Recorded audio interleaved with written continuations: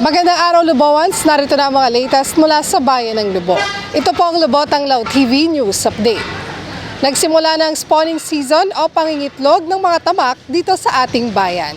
Personal na sinilip ni Mayor Lota Manalo at Vice Mayor Jerly Manalo noong nakaraang Biyernes, Pebrero 2, 2024, ang karagatang sakop ng munisipalidad para tignan ang dami ng mga tamak na dumadagsa sa sakop na katubigan ng ating bayan.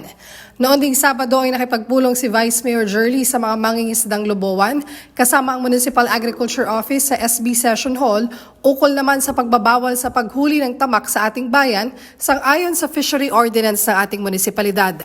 Ayon sa 2006 resolution, pinapayagan ang paghuli ng dulong, ngunit ipinagbabawal ang paghuli ng tamak ngayong spawning season o pangingitlog ng mga isda.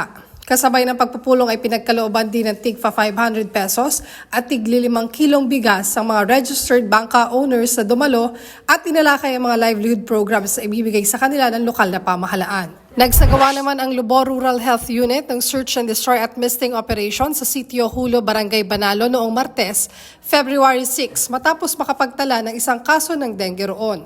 Sa pamamagitan ng monitoring at misting operation, matutugunan ang pagpuksa sa posibleng breeding places tulad ng mga boteng may tubig at mga lumang gulong na kadalasang pinamumugaran ng lamok. Ang hakbang na ito ay upang ipagpatuloy ang programa ng lokal na pamahalaan kontra dengue at mapigilan ang mga lamok na nagdadala ng sakit. Pinangunahan ng ating butihing punong bayan, Mayor Lota Manalo, ang isinagawang Local Health Board meeting noong Lunes, February 5, sa opisina ng punong bayan. Kabilang sa mga napagtalakayan sa nasabing pagpupulong ay ang mga programa at proyektong pangkalusugan, gaya ng preparasyon para sa pagbubukas ng birthing facility, pagsasaayos ang pagpapalit pangalan ng Lubo Rural Health Unit, at pagdadagdag miyembro ng Local Health Board. Dumalo sa nasabing pagpupulong ang mga miyembro ng LHB. Samantala, nagsagawa ng benchmarking activity ang lokal na pamahalaan ng Lubo sa Mayor's Action Center ng pamahalaang lungsod ng Batangas noong Miyerkules, February 7.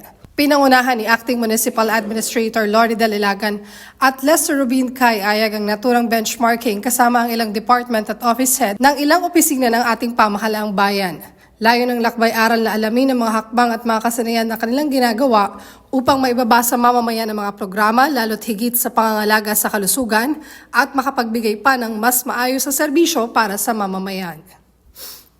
At yan po ang mga pinakabagong balita buhat sa Bayan ng Lubo.